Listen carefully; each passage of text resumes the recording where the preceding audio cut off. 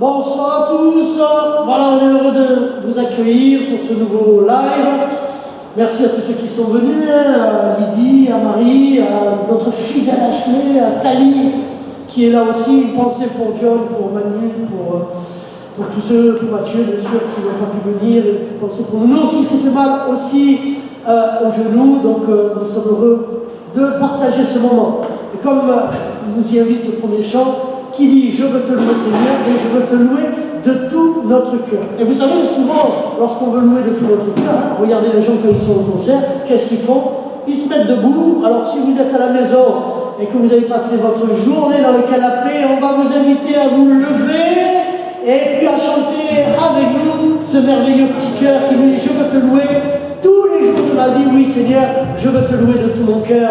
Amen. » Je veux te louer, Seigneur, je veux te louer de tout mon cœur, et t'apporter en ce jour ma reconnaissance et mon amour.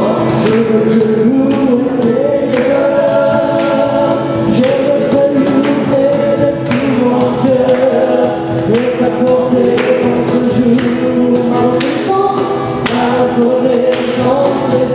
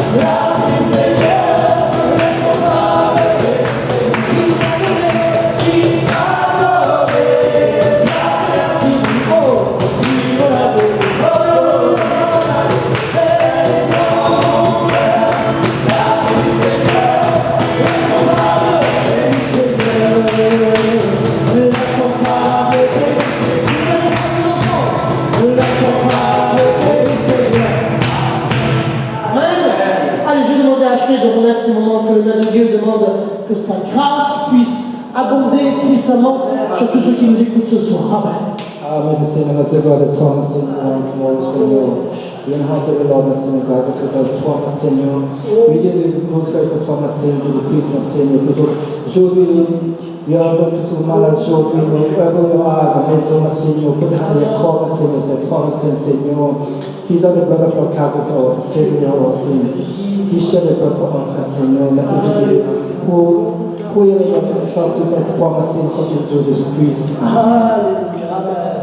Amen. Voilà, Lydie va nous lire un petit psaume pour réconforter nos cœurs. Vous savez qu'ils sont tirés d'histoires vécues d'hommes, particulièrement de David, mais il y en a eu d'autres aussi, le fils de Corée, et autres qui nous ont donné ces exhortations dans des moments souvent tragiques de leur vie, voilà, et où ils se sont vraiment concentrés. Ils sont venus se réfugier dans les bras de Dieu. C'est pour ça qu'ils nous font encore tant de bien.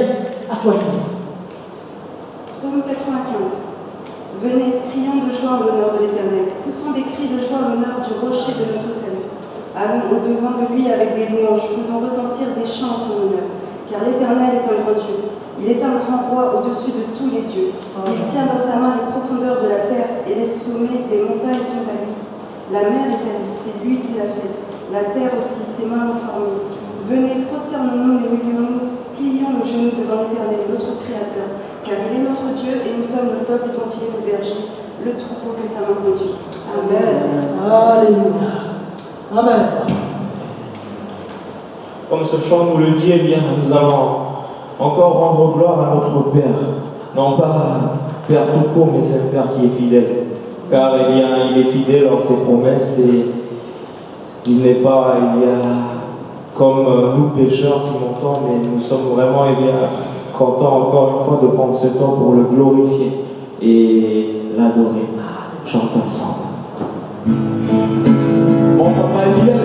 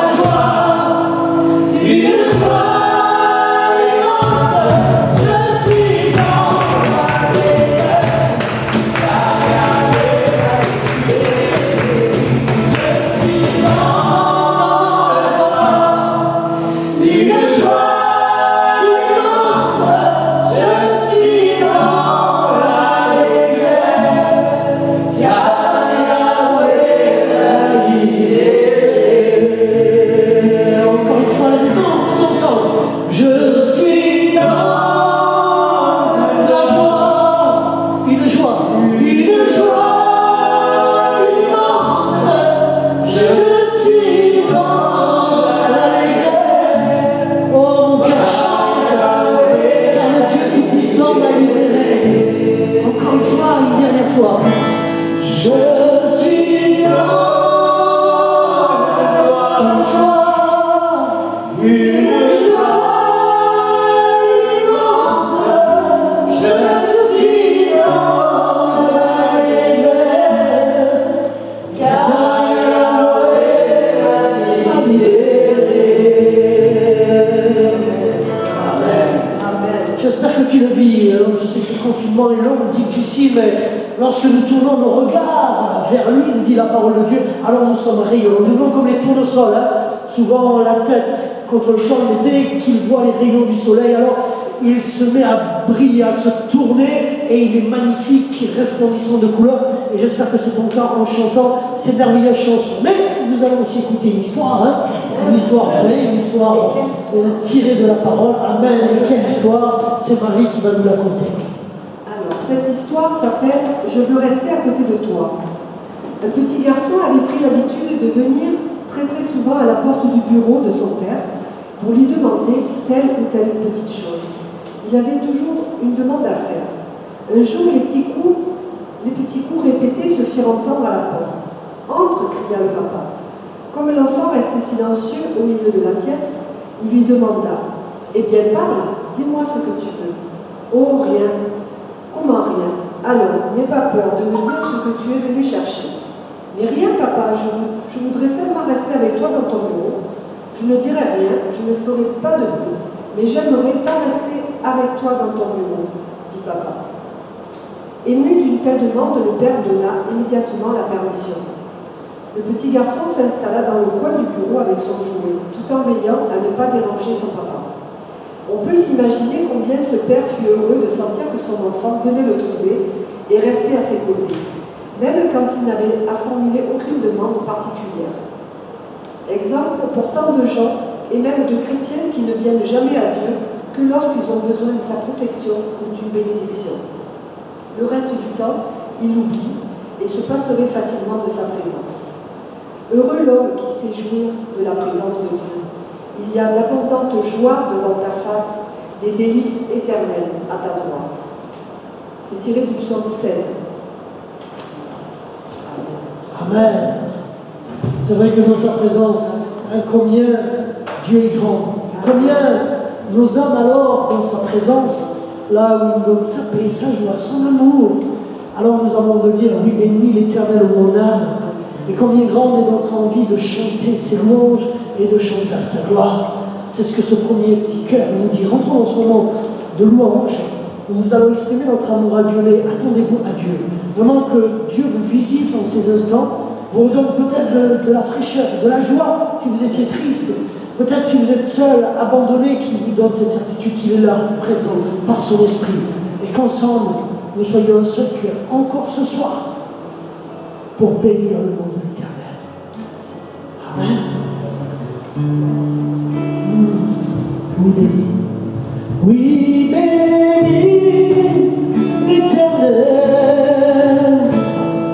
Oh, mon âme, et glorifie son nom. Chante, oh, chante comme jamais. Oh, mon âme, et moi, je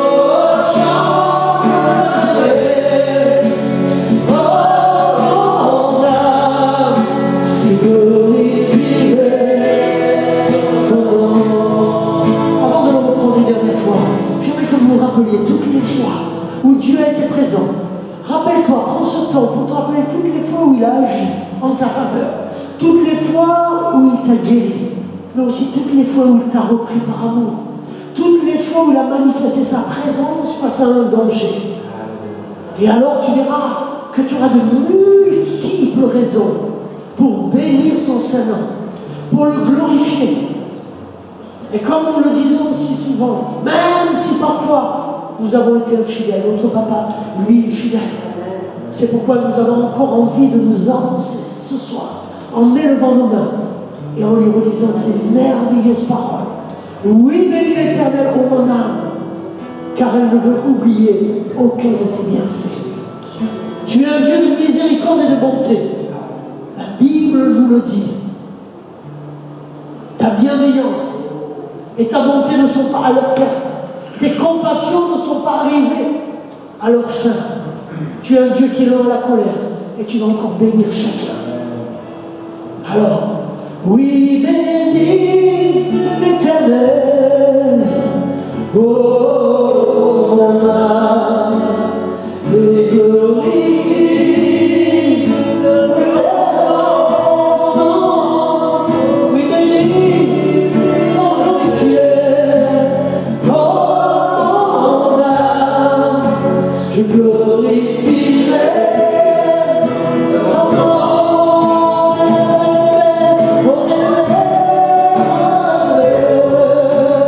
Pour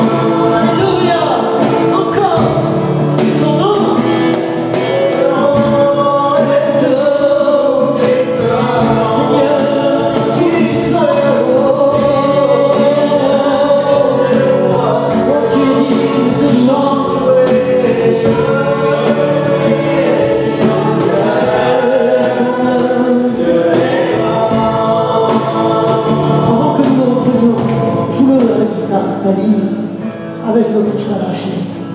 Vraiment, je voudrais que vous preniez ce temps déjà, avant que nous faisions un appel, vraiment de réaliser que nous n'avons pas à être dans la crainte, dans l'inquiétude, mais que nous avons affaire à un Dieu puissant. L'histoire que nous a racontée notre sœur Marie invoque cette vérité-là. Un jour, Jésus venant nous a donné cette parole de réconfort. Il nous a dit que le royaume des cieux s'était approché de nous. Et pour toi, mon ami qui est derrière, bien plus qu'il s'est approché de toi, il est entré en toi. Car Jésus est ce royaume. Et le royaume qui vient en nous par l'Esprit du Dieu vivant, qui témoigne de Jésus, est l'assurance de sa présence. La présence qui réconforte. La présence qui nous amène à nous sentir moins seuls. Qui nous rappelle que nous ne serons jamais abandonnés. Mais qu'en tout temps et toutes circonstances, il nous invite. Comme le dit ce psaume 95, à pousser des cris de joie, parce qu'il est celui qui est sur à nos larmes, qui transforme notre peine en joie, celui qui nous donne la guérison et de nos cœurs et de nos corps. Alors oui, réalise, pendant que tu chantes, réalise toute l'étendue de ces paroles. Le roi dans sa beauté, vêtu de majesté, est digne de recevoir ta louange parce que, en retour, il te promet que son nom est grand et que sa grandeur est au-dessus de ton problème, de ta peine, de ton souci, de ta contrariété. Reprenons-le alors comme une prière. Et puis nous enchaînerons avec notre frère Tali, qui nous dira comment nous sommes plus esclaves du péché. Une dernière fois. Son nom est tout puissant. Alors chante. Digne de louange, je chanterai. Seigneur, de sentir combien tu es grand, tu es grand.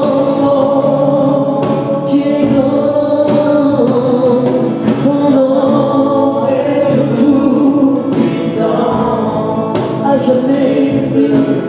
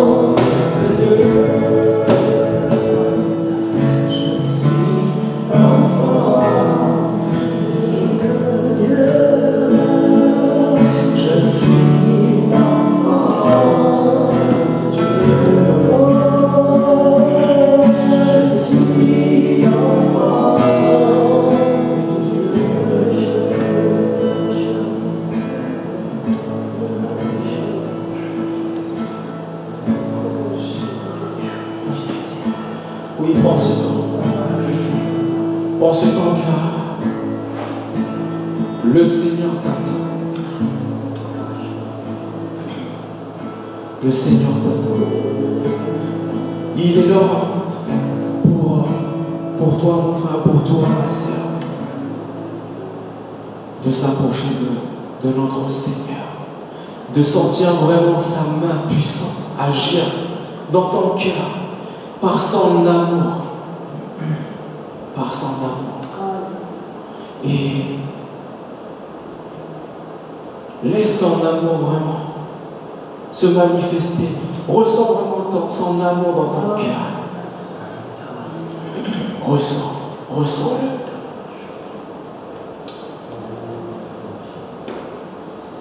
Et petit à petit, peu à peu,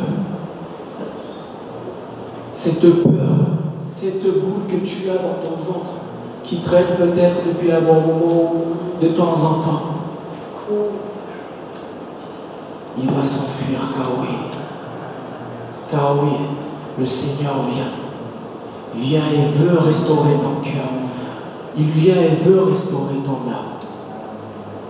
Ce soir, eh bien, le Seigneur veut encore te faire du bien. Car oui, il est notre seul refuge. Il est le seul abri de notre âme, de ton âme. Et c'est pour cela qu'il te dit, sans plus tarder, viens. Lâche prise. Mais regarde-moi, fixe tes yeux sur moi, sur mon amour.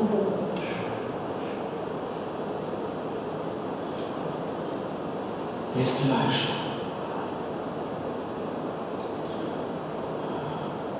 Nous allons prendre ce chant qui dit amour immense. Et vraiment, je vais faire un appel pour toi. Qui se sent, eh bien, vraiment, si Dieu t'interpelle dans ce temps d'adoration à travers cet appel, je t'invite à vraiment remettre. Je t'appelle pas à faire un pas d'appel, c'est-à-dire à mettre ta main, mais vraiment à remettre ce que tu as à cœur, ce qui est lourd, car lui seul, il va tout simplement renouveler ton cœur. Notre Dieu va renouveler ton cœur. Amour immense. Et suite à ça, je demandais à Pasteur, viens de prier pour toi. Amour immense, grâce à qui va sauver moi. J'étais perdu, il m'a sauvé. J'étais aveugle, amour immense, grâce à laisse son amour couler dans ton cœur. Ah oui, lui seul va te sortir de cette situation. Lui seul va te sauver. Il m'a sauvé.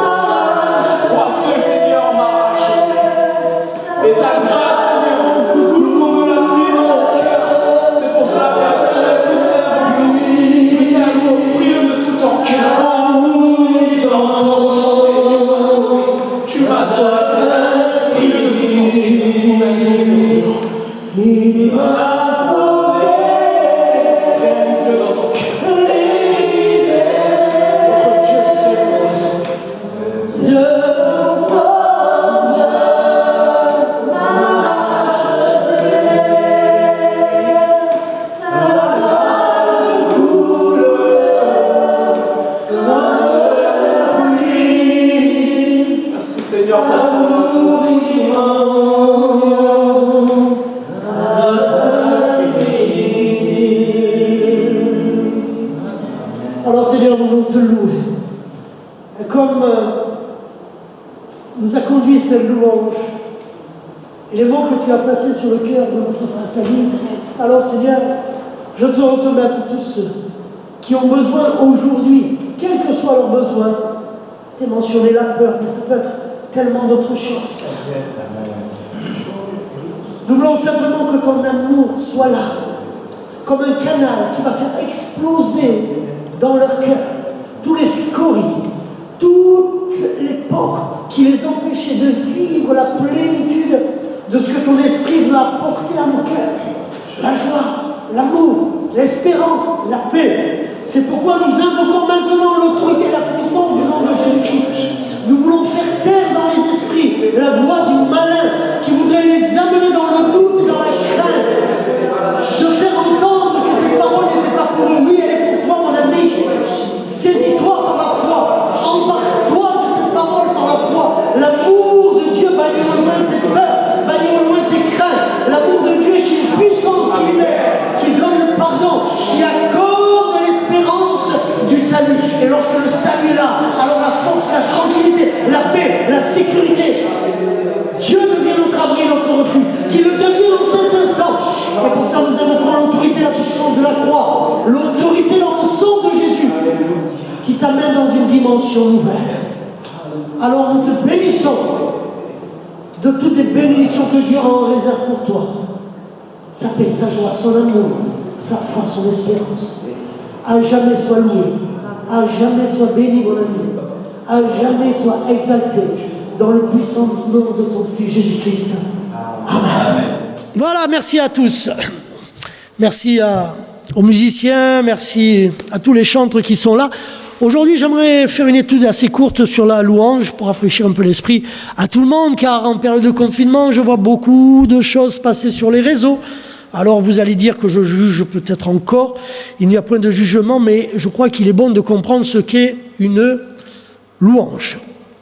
Dans le psaume 150, il nous dit « Louez l'Éternel, louez le Dieu dans son sanctuaire, louez-le dans l'étendue où éclate sa puissance, louez-le pour ses hauts faits, louez-le selon l'immensité de sa grandeur, louez-le au son des trompettes, des luttes, de la harpe, le tambourin et avec les danses, louez-le avec les instruments à cordes et le chalumeau, louez-le avec les cymbales sonores, louez-le avec les cymbales retentissantes, que tout ce qui respire loue l'Éternel, Amen. » J'aimerais vous expliquer ce qu'est bibliquement une louange.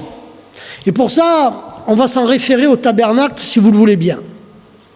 Dans le tabernacle, la maison de Dieu, qui représentait la présence de Dieu au milieu du peuple, il y avait 3 éléments bien distincts.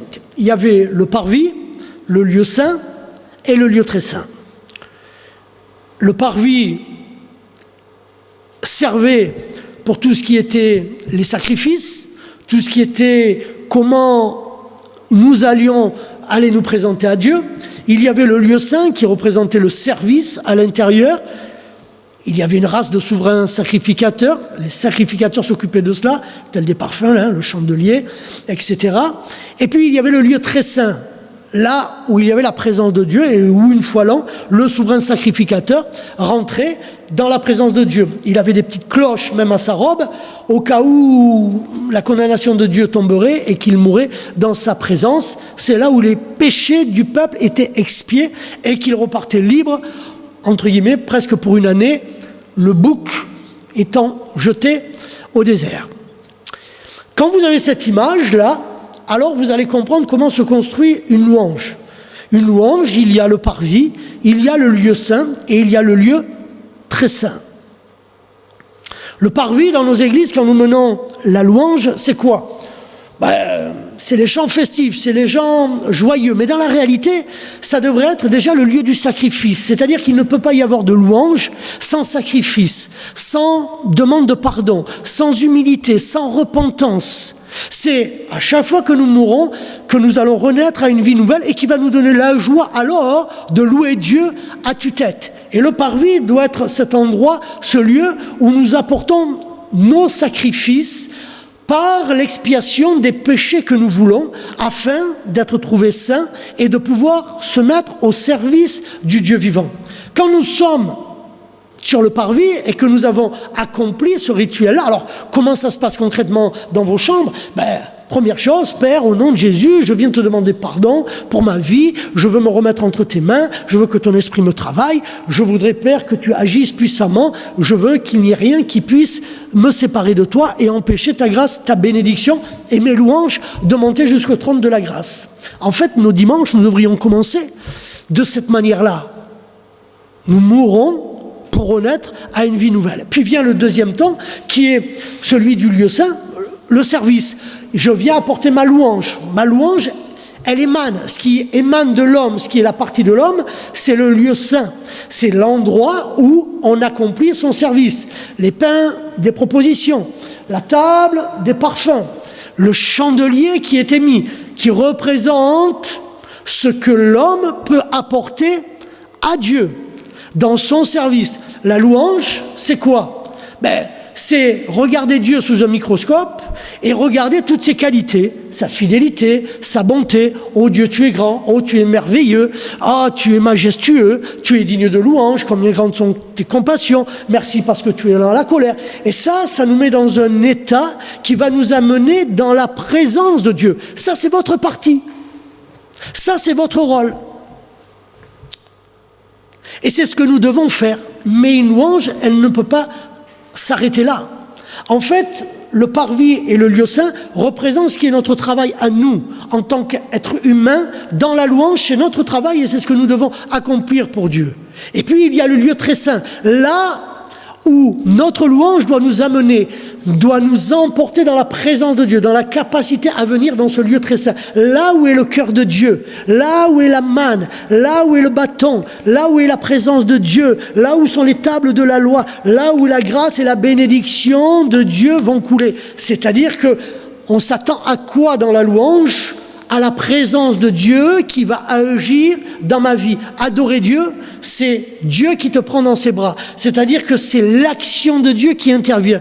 Et toute action de Dieu est bonne. Il transforme et il régénère nos cœurs. Il amène des sentiments nouveaux dans nos cœurs. J'étais triste, il va y mettre de la joie.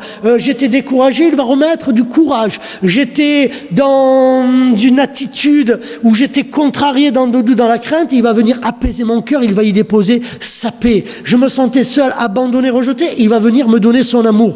Voilà ce que la louange doit aller chercher, le cœur de Dieu pour que Dieu agisse dans nos cœurs. Le lieu très saint, c'est la manifestation de Dieu, c'est la partie.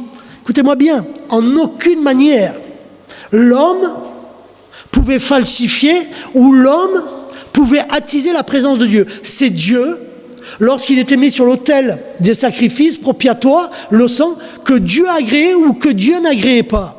Une louange, elle ne peut être agréée des hommes, elle ne peut être agréée que de Dieu. Et comment est-ce qu'elle est agréée? Comment alors notre louange devient une adoration? Quand l'action et la présence de Dieu se manifestent dans notre moment de louange. Et c'est ce que dit la Bible. Il dit, Dieu réside dans les louanges de son peuple. Ça veut dire que lorsque le peuple de Dieu reçoit le sceau divin, la bénédiction divine, la présence divine, l'assentiment divin, alors Dieu agit. Et s'il y a des malades parmi nous, alors ils seront guéris. S'il y a des gens qui sont captifs, ils pourront être libérés. S'il y a des gens que Dieu veut sauver, alors ils seront sauvés. C'est ça la louange. C'est une partie infime de nous. Et ce que nous devrions rechercher dans nos moments, dans nos chambres, seuls, devrait être la même chose que nous recherchons lorsque nous sommes à l'église, à savoir l'action de Dieu. Et vous savez, en fait, il n'y a pas de véritable moment de louange pour arriver dans ce lieu très saint et recevoir la présence de Dieu dans nos cœurs, donc l'action de Dieu, l'adoration de Dieu, qu'il vienne enlacer. Sans cela, il ne peut pas y avoir de moment de louange fort et puissant où Dieu va vous parler sans que vous ouvriez vos yeux dans la parole de Dieu. Lire la parole de Dieu seul dans un coin, c'est lire comme un livre. Mais inspiré par l'Esprit dans un moment de louange permet à l'action de Dieu de vous révéler ce que Dieu veut dire, ce que Dieu voulait vous indiquer. Et c'est là qu'il y a une évolution notable dans nos vies et que cette parole s'intègre, s'imprègne profondément dans nos cœurs pour qu'elle devienne une vérité et qu'elle guide chacun de nos pas. Voilà, je voulais juste vous rappeler cela ce soir, ce qu'est la louange, ce que nous devrions, lorsque nous nous réunissons, venir. Et comprenez bien que si dans nos rassemblements, ou même chez vous, vous n'êtes qu'un thermomètre, c'est-à-dire que vous faites toujours les mêmes prières, vous prenez et vous venez toujours chercher la même température, il y aura très peu d'action de Dieu dans vos vies. Mais par contre, si vous décidez, Seigneur, je veux être un thermostat, je veux aller chercher ta présence, je veux vraiment, te donner tout ce qu'il y a de bon, de meilleur, mais même le pire de mon cœur, et je veux m'attendre à toi, alors Seigneur, c'est ton cœur que je veux chercher. Et c'est ce que dit la Bible. Cherchez premièrement le royaume de Dieu. C'est quoi? C'est la présence de Dieu. Et comment on le cherche? Par la louange, par des actions de grâce. Et alors le cœur du Père se laisse trouver. Que Dieu vous bénisse. Je vais prier. Père éternel, nous te remettons ces paroles entre tes mains, qu'elles ne reviennent pas à toi sans avoir accompli ta volonté, que lorsque des femmes, des hommes pourront, là dans le secret de leur chambre, se mettre à louer, qu'ils le fassent de manière différente, en étant à l'écoute de ce que tu as à leur dire, de ce que tu voudrais leur révéler, ce que tu voudrais leur montrer. Une louange réussie, c'est une louange où tu résides, où tu présides et où tu agis, où tu nous changes, où tu nous régénères. Oh, puisses-tu, Père, faire de chacun d'entre nous des hommes et des femmes qui, lorsque nous te louons, nous ressentons profondément ta présence. Pas simplement des frissons, pas simplement parce que j'ai eu envie de pleurer, pas simplement les signes extérieurs, corporels de ta présence, mais la douce, réelle, profonde. Nous voulons souvent que les murs tremblent, nous voulons souvent, oh Seigneur, qu'on sente un vent, nous voulons beaucoup de choses. Mais lorsqu'Élie était dans cette grotte et qu'il est sorti, tu es passé. Il y a bien eu le vent, il y a bien eu des éléments qui étaient forts, et pourtant tu étais dans le doux murmure. Puissons-nous apprendre à faire silence à ta présence et être à l'écoute de ce que tu as à nous dire. Veuille pardonner nos péchés, veuille pardonner nos vies, et Seigneur, veuille nous amener à grandir par ton esprit. C'est le désir de nos cœurs ce soir. Que la louange, l'honneur te soit rendu, Père, dans le puissant nom de ton Fils Jésus-Christ. Amen.